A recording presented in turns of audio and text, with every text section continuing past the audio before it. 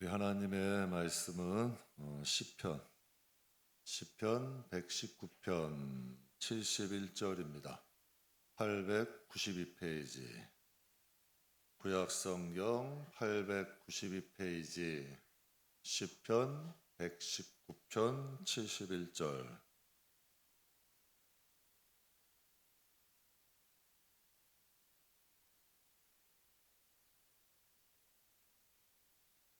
우리 다 찾으셨으면 우리 함께 봉독하겠습니다.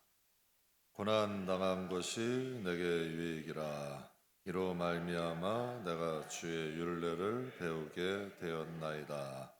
아멘.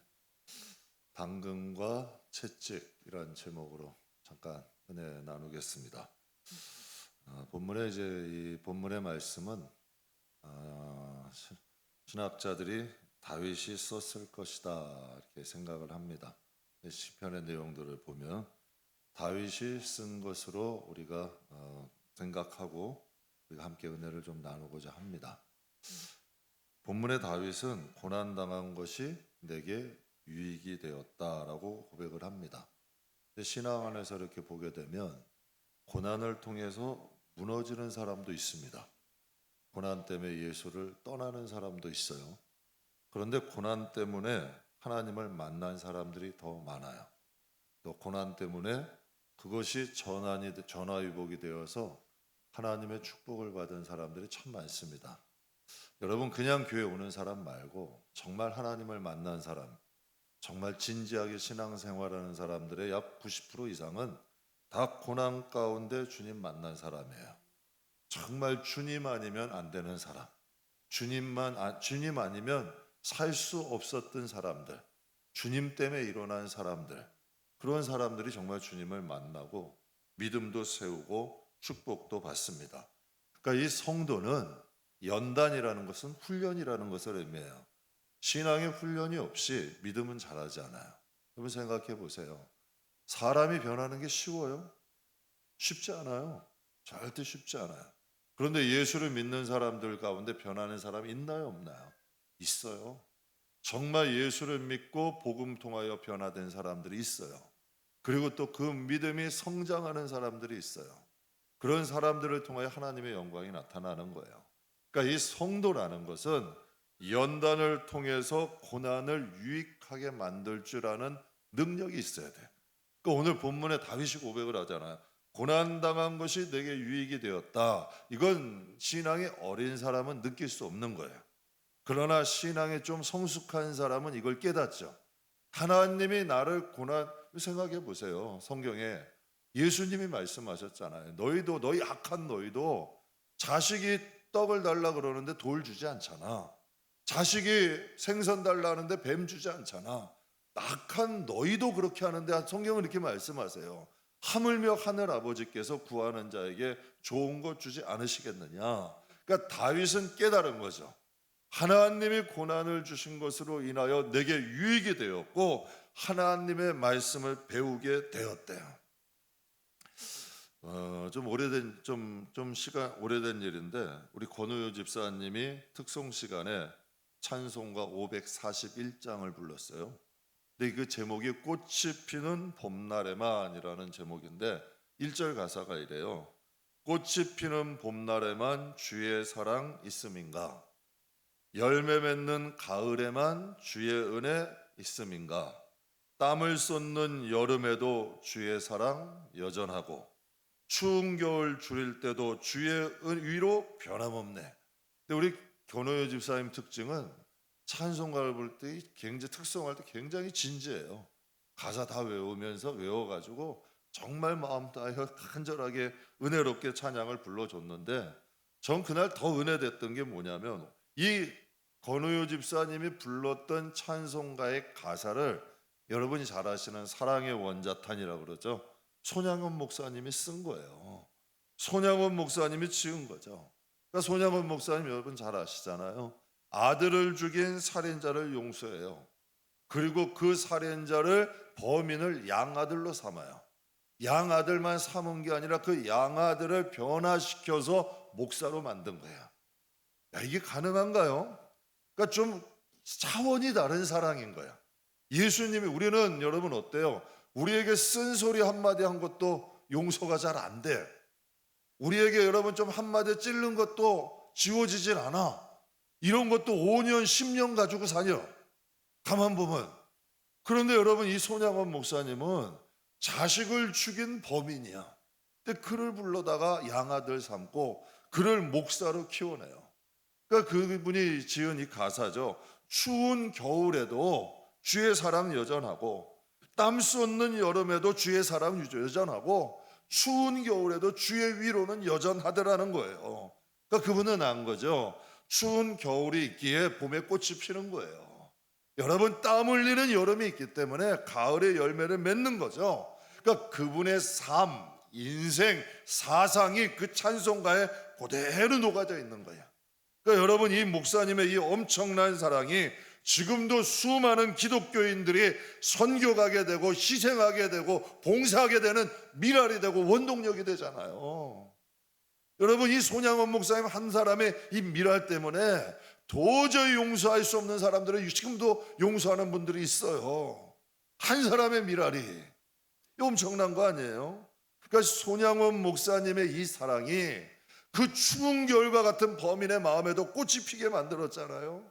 정말 여러분, 땀 흘리는 여름과 같은 그 마음에도 열매 맺는 능력이 나타난 거 아니에요? 그렇다면 목사님은 왜 그런 엄청난 일을 하셨을까요? 저라면 그랬을 것 같아요. 제 설교 준비하면 저는 솔직히 그래요. 자식을 죽인 범인 얼굴만 봐도 소름이 끼칠 것 같아요. 저는 솔직히 그럴 것 같아요. 못 볼 것 같아요. 그런데 여러분, 그 목사님을 어떻게 그를 양아들로 삼아서 그를 또한 목사로 키울 수 있었을까? 제가 볼 땐 그 해답밖에 없어. 그 영혼이 불쌍해서. 그분의 믿음은 투철하시니까 내가 비록 아들을 잃었지만 내 죽은 아들은 분명 천국 갔을 것이다. 그러나 저 무지한 사람이 범죄하여 그 영혼이 내 아들을 죽였으니 그의 영혼은 결국 지옥 가는 거 아니야. 그러니 여러분, 목사님이 볼 땐 그 영혼이 보인 거예요. 참, 가끔 제가 목회를 하다 보면요, 겉을 입었던 여러분의 외모가 아니라, 그러니까 이것도 하나님이 주시는 마음이겠지, 그분의 영혼이 보일 때가 있어. 멀쩡하게 옷 입고 멀쩡하게 여러분, 근데 그 영혼이 병든 분이 있어. 여러분, 몸은 여러분 질병이 있고 초라하고 왜소해도 그 심령에는 빛이 나는 분이 있어. 그러니까 하나님은 여러분 생각할 때 여러분의 육신을 보실까요? 여러분 영혼을 보실까? 하나님은 여러분 영혼 보실 거 아니에요. 그러니까 손양원 목사님도 그 영혼이 보인 거야. 비록 아들은 입었지만 저 범인 정말 밉지만 그 영혼을 생각하니 안타까운 거예요. 제가 한번 말씀드렸죠, 청년부 때. 정말 속삭이는 한 영혼이 있었어요. 그러니까 하나님이 저에게 기도 가운데 정말 그 영혼 때문에 기도도 많이 했는데 그 마음을 주시더라고. 내가 저 영혼을 버릴까? 만약에 너가 여기서 버려지면 그 영혼은 구원받을 수가 없는 거야. 물론 뭐 다른 길도 있겠지만 하여튼 하나님은 저에게 그런 말씀하시다. 내가 저 영혼을 버렸으면 좋겠냐.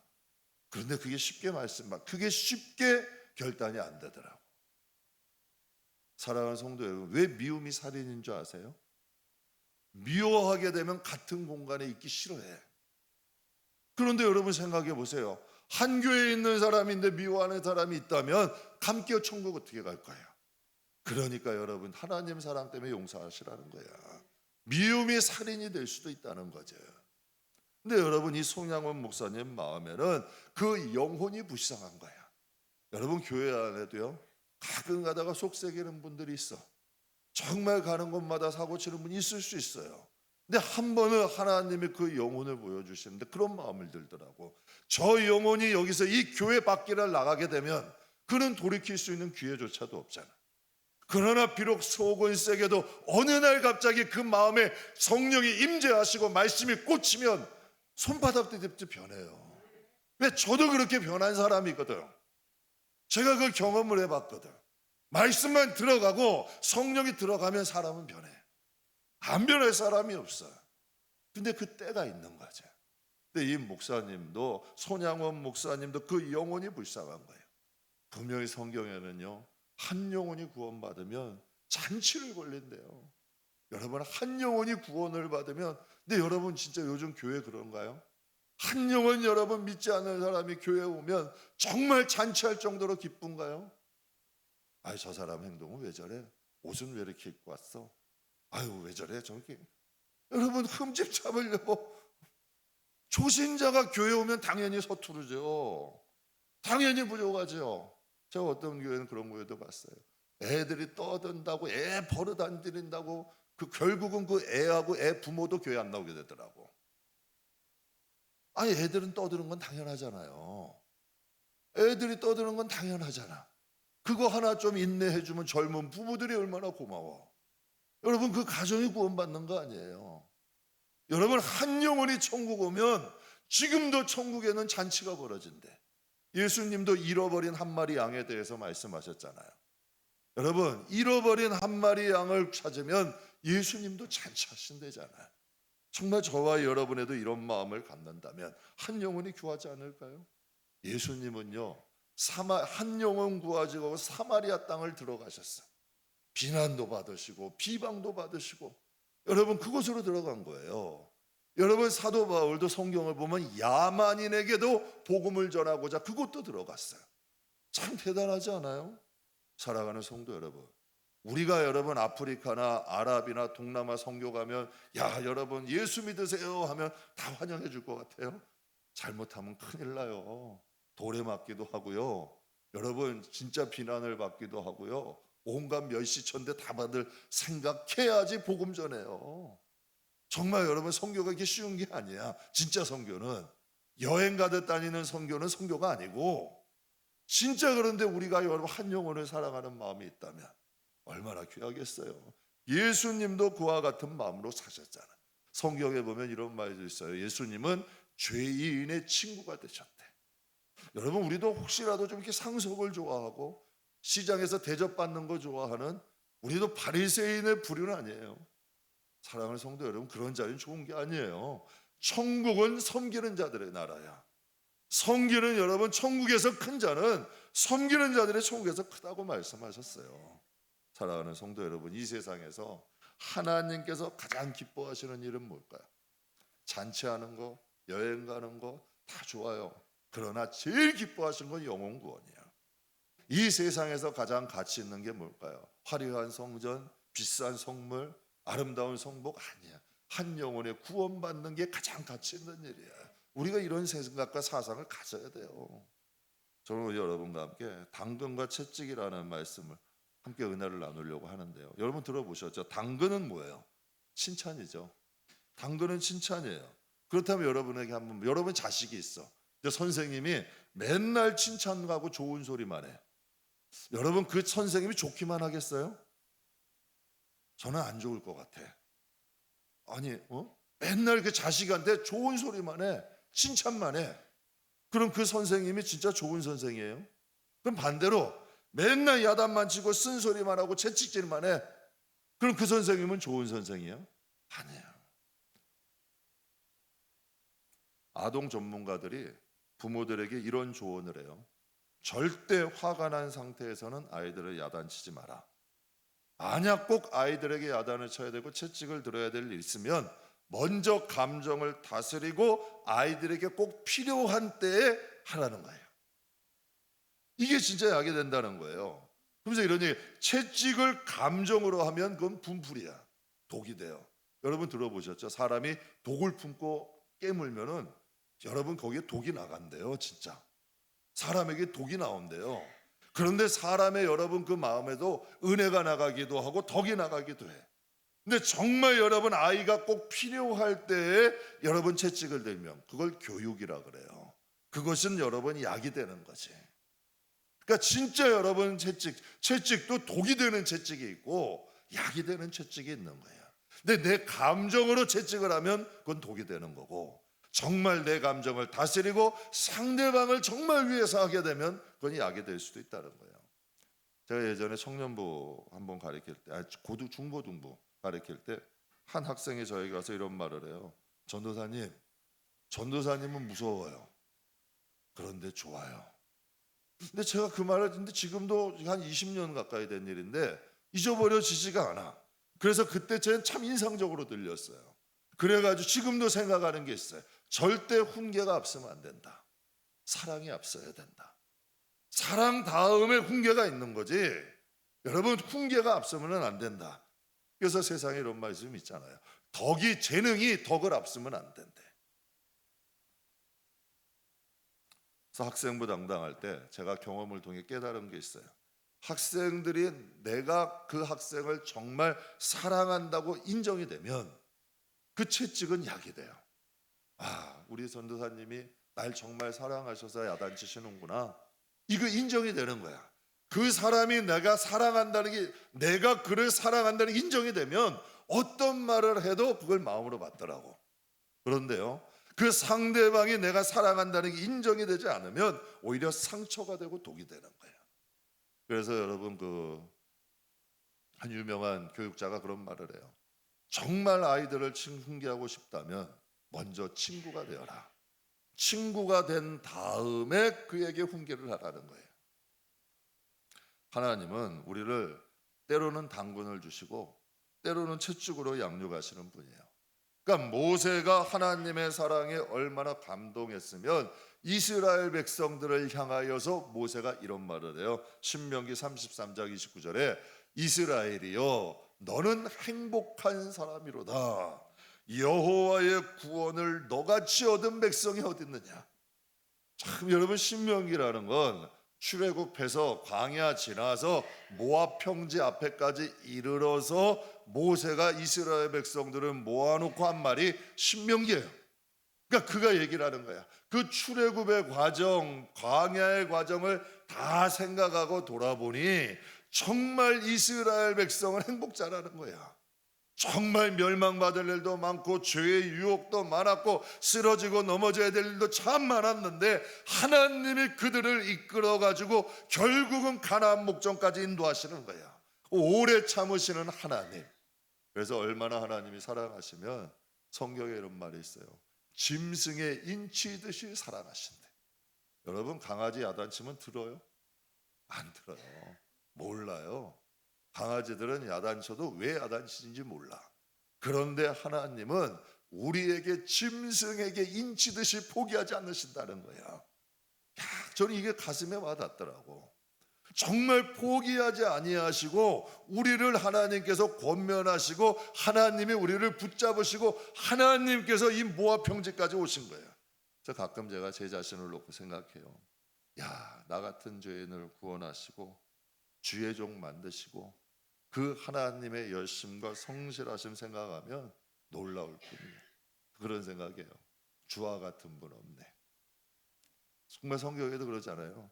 다윗이 고백하자 인자가 무엇이간데 이처럼 우리를 생각하십니까?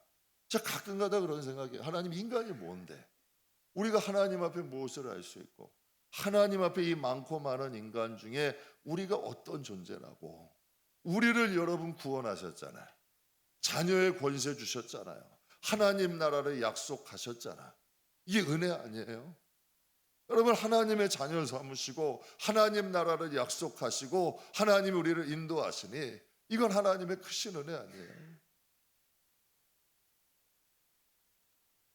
그래서 시브리서 12장 말씀에 보면 이런 말씀이 있어요. 하나님이 아들과 같이 너희를 어떻게 대우하시나니 어찌 아버지가 징계하지 않는 아들이 있으리요. 여러분, 왜 하나님께서 사랑하시는 아들을 징계하실까? 여러분, 이게 영적으로 이런 일이 있어요. 여러분, 자식이 나가가지고 오물을 묻히고 들어왔어. 그러면 자식들 어릴 때 씻기면 좋아해요? 여러분, 하나님이 우리를 때로는 징계하시는 이유는 하나님께서 더럽혀진 우리의 영혼을 깨끗하게 하시는 거예요. 여러분, 우리의 영혼은 죄로 더럽혀져 있잖아요. 우리의 생각을 우리 자신이 알잖아. 우리의 삶의 습관을 우리 자신이 알잖아.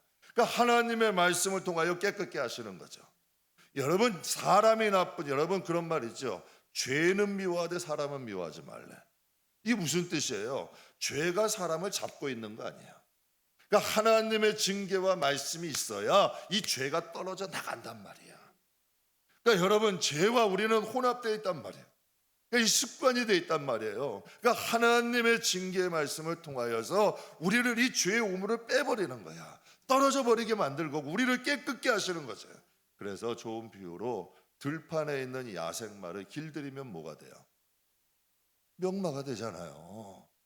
여러분 똑같은 말이야. 그런데 여러분 사람이 탈 수 없는 말이 길들이면 여러분 명마가 되는 거예요. 마찬가지로 투박한 여러분 뭐 다이아몬드 최고의 가치로 만들자. 다이아몬드가 귀하다 그러죠. 처음부터 귀해요? 천만에 그렇지 않아요. 금 처음부터 귀해요? 아니에요. 돌에 얇게 퍼져 있는 게 금이야. 근데 그것을 놓치고 여러분 정결케 하고 계속 다듬어서 순금을 만드는 거지. 그러니까 하나님은 우리를 원석인 우리를 하늘의 보석으로 만드는 거예요. 근데 여러분 이걸 누가 하겠냐는 얘기예요. 손양원 목사님이 아들을 죽은 그 여러분 살인자가 처음부터 목사가 될 수 있어요? 그러나 여러분 손양원 목사님의 그 사랑에 감동해서 원석이었던 여러분 또한 야생마였고 범죄자였던 그가 변화여서 여러분 목사가 되잖아요. 여러분 오네시모 같은 경우는 도둑놈이에요. 소위 말하는 남의 물건 도둑질하다가 로마의 감옥에 갇힌 거야. 근데 참 그것도 감옥도 잘 갇혀야 돼. 같이 여러분 그 감옥에 갇혔는데 거기에 바울이 있었어. 야 그것도 복 아니에요? 그러니까 여러분 그것도 참 하나님 사랑이야. 그러니까 이 오네시모가 바울을 만나서 거기서 회심한 거예요. 그래서 바울이 이런 고백을 해. 오네시모 그는 나의 신복이다. 나의 내장 같은 존재다라고 얘기하잖아요. 변화된 거예요. 그러니까 하나님이 아들을 대우하신가 같이 그들을 양육하시고 그들을 인도하셔서 그들을 변화시킨 거지. 그래서 다윗이 고백을 하는 거예요. 이 고백은 다윗의 인생을 통하여서 자기의 경험담을 이야기하는 거예요. 그래서 고백하잖아요. 고난당한 것이 내게 무엇이다? 유익이라. 무엇이 이로 말미암아 내가 뭘 배웠다? 주의 말씀을 배웠다. 여러분 하나님의 말씀이 처음엔 고리타분하죠. 그런데 정말 고난을 통과하게 되고 연단을 받게 되고 여러분 정말 하나님을 만나면 말씀은 예언이야. 여러분 성경은 그냥 책이 아니에요. 예언이야. 장차 반드시 이루어질 말씀이고 반드시 되어질 것들을 기록한 게 성경이에요. 그러니까 다윗이 고백을 한 거죠. 야, 내가 고난을 받고 보니까 말씀이 해석이 되는 거야. 말씀이 풀어지는 거예요. 내게 유익이 되었다. 이걸 원어의 뜻은 나에게 선하게 되었다. 나를 기분 좋게 한다. 내게 이익이 되었다라고 고백을 해요. 다윗은 고난을 자기에게 유익하게 만들 줄 아는 능력이 있는 사람이에요. 분명히 성경에 여러분 많이 들어보셨죠? 축복은 고난의 보자기에 싸운대. 누구에게나 다 고난의 보자, 누구에게나 다 고난이 축복이 돼요? 안 그래요. 벌써 조금만 여러분 고난 오면 하나님부터 떠나, 하나님부터 원망해, 교회부터 안 나와, 기도부터 하지 않아. 그런데 여러분 다윗은 좀 다르잖아요. 여러분 고난 가운데 있을 때 오히려 그게 유익하게 만들 줄 아는 능력이 있었어요. 저는 저와 여러분에게도 이런 능력 있는 믿음의 사람 되기를 주님의 이름으로 축복합니다. 제가 새벽에도 말씀드렸어요. 기회라는 건 모든 사람에게는 안 보이나 나에게 보이는 게 기회야. 모든 사람이 다 보이면 기회는 기회가 아니에요.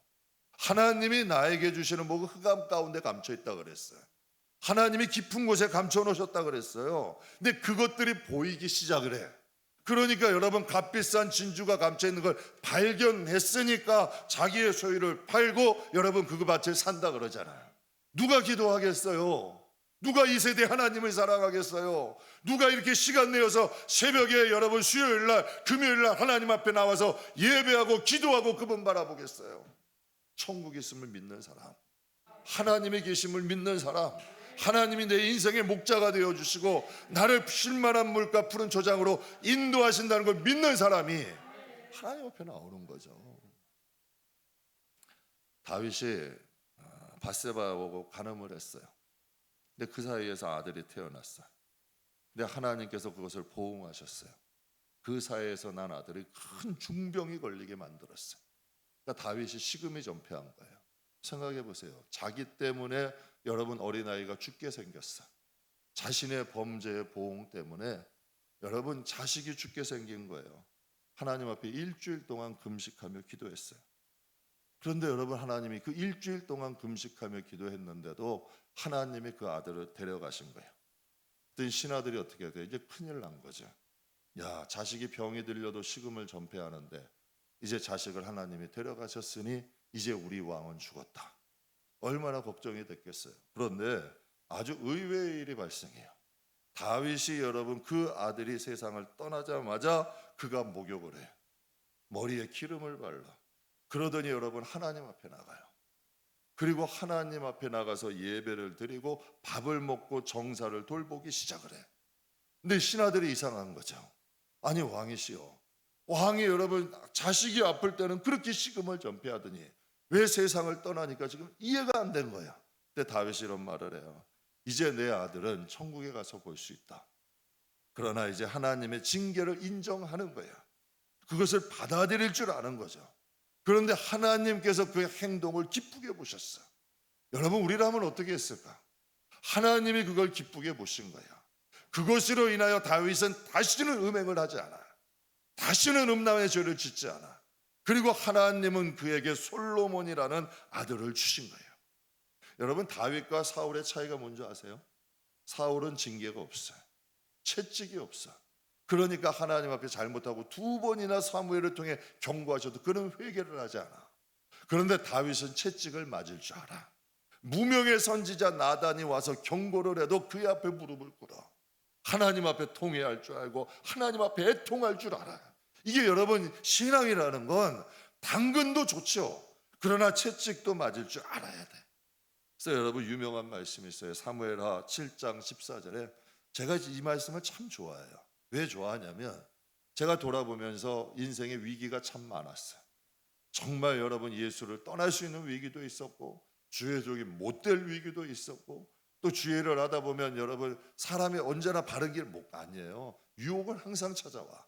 잘못된 곁길로 갈 수도 있었을 때가 많았어요. 그런데 하나님이 그때마다 가만히 두시질 않은 거예요. 전 그게 더 감사해요. 그 은혜가 지금 그래도 하나님의 뜻대로 발버둥치며 살려고 노력할 수 있게 만들더라고.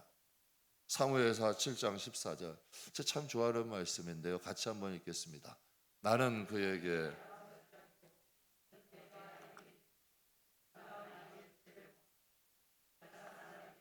인생의 채찍으로 징계하려니와.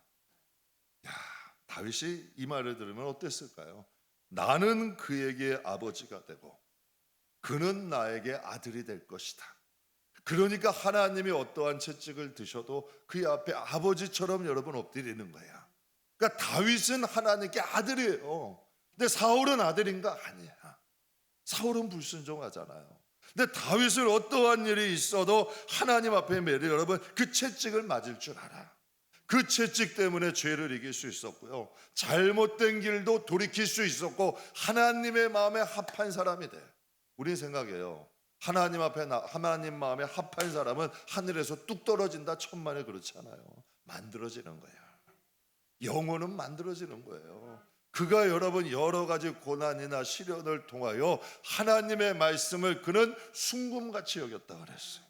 정순금보다 더 귀하게 여겼다 그랬어요. 그러니 그 말씀이 그를 하나님의 마음에 맞는 자로 만들어가는 거죠. 다윗은 고난을 통해서 하나님의 마음에 맞는 자로 성장해 간 거예요. 그러니까 하나님은 때로는요 당근으로, 때로는 우리에게 채찍으로 다가오세요. 하나님이 당근 주실 때는 정말 세상을 다 얻은 것 같아요. 정말 여러분 낙심이 되고 마음이 괴로울 때 하나님의 위로가 정말 찾아오시면 그것을 이길 수 있는 힘이 생겨요.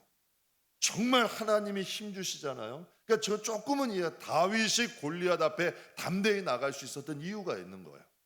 여러분 그의 마음에 하나님의 영이 충만하면 이길 수 있는 확신이 들어. 여러분 야구 선수들이요 홈런을 칠 때와 삼진을 잘 때는 차이가 있대요. 삼진을 당할 때는 야구공이 골프공만해 보인대. 그러니까 슬럼프가 있는 거야. 그러니까 삼진을 당하는 거예요. 똑같은 야구공 아니에요. 삼진을 당할 때는 야구공이 골프공만해. 그런데 홈런을 칠 때는 야구공이 수박만해 보인대요. 그러니까 사람의 마음도 그런 것 같아요. 여호수아 갈렙의 마음에는 그 이스라엘 저 가나안 땅의 그 거인들, 그 장대한 성들이 하나님보다 작게 보인 거야. 그래서 믿음의 사람들을 보면요, 제가 목사님들을 가끔 만나요. 개척교회 하시면서 오래 어려운 분들이 있고, 또 여러분 그 어려움을 이기셔서 승리하신 분들이 있어. 근데 그분들이 위로를 주는 건 좀 차이가 있어요. 처음에 여러분 지금 여전히 좀 어려운 분들이 있어. 위로는 기가 막히게 하셔. 참 힘들지, 어렵지, 내가 다 알아. 정말 힘들지, 아프지, 맞아, 힘들 거야. 정말 의지할 사람 없지. 정말 그 위로가 공감이 돼. 그런데 힘은 빠져요. 그런데 이긴 분들은요, 할 수 있어. 그거 이길 수 있는 거야. 기도해야 돼. 하나님 붙잡아야 돼. 이길 수 있어. 힘내. 뭔가 듣고 나면 나도 할 수 있을 것 같은 생각과 마음이 들어. 그러니까 여러분 여호수아 갈렙에게 하나님의 생각을 해보세요. 성령이 마음에 들어갔잖아. 하나님의 마음에 들어갔잖아. 하나님의 마음이 함께한 거 아니에요. 마귀가 여러분 들어와도 예수님을 팔 생각을 어떻게 해요? 그런 엄청난 일을. 그러니까 악함이 들어오면 사람이 지독하게 잔인해질 수도 있는 거예요. 그러나 하나님의 성령이 들어오면 사람이 변한다니까. 정말 여러분 담대함과 용기가 충만해진다니까. 사람이 다 안 된다 그래도 여러분 그래서 1000만인이 둘러싸여도 하나님 바라보고 나가실 용기와 힘이 생기는 거예요. 여러분 하나님은 당근으로 위로와 힘을 주세요. 그럼 채찍으로는 바른 길을 주세요. 여러분 사람이 우리 그런 말 하죠. 주와 같이 길 가는 거 즐거운 일. 정말 즐거워요? 내가 신앙생활하다 보니까 하나님도 가르치게 되더라고. 하나님 이건 지금 가야 돼요. 그런데 하나님은 쓰래. 힘이 빠져서 막 진짜 도저히 못 갈 것 같은데도 하나님은 가래. 또 하나님 분명히 내가 볼 때는 오른쪽이 답이야. 그런데 하나님은 왼쪽으로 가래. 여러분 하나님이요 내 마음대로 움직이질 않아요. 하나님은 내 마음대로 움직이는 꼭두각시가 아니야. 하나님대로 뜻대로 인도함 가는 거는 내가 죽어야만 가능해. 왜? 하나님의 인도하는 길은 인간의 눈으로 보기에는 망하는 길일 수도 있어. 인간의 눈으로 볼 땐 이해 안 되는 길일 수도 있어. 그런데 하나님은 그 길을 가라는 거야. 여러분 생각해 보세요. 제가 요셉 참 좋아해요. 여러분 요셉의 인생을 보면 해답이 나와요. 야곱의 인생 해답이 나와요. 다윗의 인생은 해답이 나와요. 해답 안 나와요. 바울의 인생은 해답이 나와요. 제가 우리도 저 주위에 있는 목사님들, 지인들도 보면은 사람의 생각대로 하는 사람들은 처음은 잘 돼. 근데 끝에는 쪽박 차더라고. 그런데 정말 미련할 정도로 하나님 의지하는 사람들은 가는 길은 여러분 좀 더디어. 그런데 하나님이 역사하심이 있어. 여러분 성도에게는 하나님이 재산이야. 하나님의 증거와 능력이 있어야죠. 채찍은 반드시 필요해. 그래야 인생은 바른 길 가요. 제가 여러분 나이 많고 지금 할아버지라도 제가 솔직히 고백하잖아요. 저는 제 인생 몰라요. 그냥 하나님이 인도하는 대로 가는 게 맞더라고. 정말 여러분 이게 맞는 길 같다고 해도 헛심만 빠지고요. 정말 여러분 하나님이 인도하는 게 그래. 죽으면 죽으리다 한번 가보자. 그런데 참 이상하게요. 그게 하나님의 길이 있어. 여러분께 한번 여쭤봐요. 여기 뭐 연세 우리 우리 강 목사님이나 제일 많은 분들이 그래 80 중반 80세시라 그래요.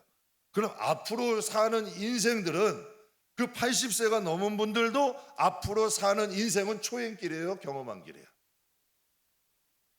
어린애이나 연세 많은 노인분이나 앞으로 살아야 될 길이 초행길인 건 다 똑같은 거야. 누구나가 여러분 경험해보고 2번 가는 사람은 한 사람도 없어. 다 초행길은 여러분 의지할 곳이 있어야 돼요. 붙잡을 분이 있어야 돼. 하나님 의지해야 돼요. 그래서 여러분 채찍은 우리에게 바른 길을 주고 또 채찍은 우리에게 깨어있게 만들어. 하나님은 기도하게 여러분 어때요? 기도 안 하면 막 이 마음에서 괴롭잖아. 막 괴로워요. 기도 안 하면 야 너 이 기도 안 해도 되겠냐? 또 때로는 또 양심에 조금 벗어난 일을 하면 이 마음에 계속 찜찜해. 왜 그럴까요? 하나님 말씀이 살아있는 거야. 자꾸 찜찜하게 만들어.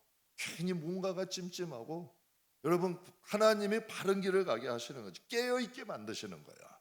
하나님과의 관계가 끊어지는 것이 아니라 하나님과 소통하게 만드시는 거죠. 사랑하는 성도 여러분, 하나님은 때로는 당근으로, 때로는 채찍으로도 인도하세요. 인생은 당근과 채찍이 함께 있어야지만 하나님께 열매 맺는 신앙 가질 수 있습니다.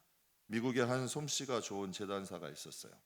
많은 사람들이 그에게 바지를 부탁을 했는데 다들 만족을 해. 근데 유독 불만이 있는 한 여자분이 계신 거예요. 그래서 이 불만 있는 다들 만족을 하는데 불만 있는 분 한 사람만 있는 거예요. 그래서 이렇게 생각했어요. 남편이 너무 험한 일을 하니까 바지가 빨리 헤어지는 것뿐이다. 그러니까 이 제단사의 잘못이 아니라, 그러니까 다른 손님들은 문제가 없는 거야. 그러니까 그분의 남편이 너무 험한 일을 하다 보니까 바지가 빨리 헤어지는 거지. 그래서 여러분, 그 제단사는 남편이 험한 일을 하기 때문에 바지가 빨리 헤어지는 거지 내가 잘못 만든 것이 아니다, 이렇게 이제 이야기를 한 거예요.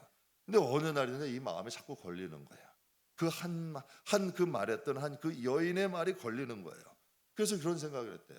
야, 저 험한 일을 하는 여인도 좀 만족시킬 수 있는 방법은 없을까? 좀 험한 일을 하는 사람들도 좀 만족할 수 있는 바지를 만들 수는 없을까? 이런 생각을 하게 됐어요. 근데 시내를 나가서 보니까 이 여자의 남편뿐만 아니라 의외로 노동자들이 작업용으로 입을 수 있는 바지가 없어서 불편함을 겪고 있다는 사실을 알게 된 거예요. 그래서 제단사가 그 여인을 생각하면서 이런 생각을 했어요. 험한 일을 하는 노동자들이 입을 수 있는 바지가 없을까? 조금 튼튼한 모직은 무엇일까? 또 뜯어지지 않는 어떻게 재봉질은 어떻게 해야 될까? 단추도 풀러지지 않는 어떤 게 다른 방법이 없을까? 그래서 연구를 하다 보니까 튼튼한 모직, 재단 방법, 또한 여러분 바지의 단추도 구리 단추로 만들어서 고정시켜 만든 것, 그것이 여러분 청바지가 만들어지게 된 계기가 됐다는 거예요. 참 신기하지 않아요? 여러분, 제단사가 한 여인의 말을 귀담아 듣지 않았다면 지금 우리가 입고 있는 청바지는 만들어지지 않은 거예요. 여러분 여인의 말도 귀담아서 여러분 좀 고민하다 보면 거기도 여러분 좋은 것이 있어요. 제가 성도들한테 농담이 아니라 많이 배워요. 말씀하신 것들은 돕씹어 봐.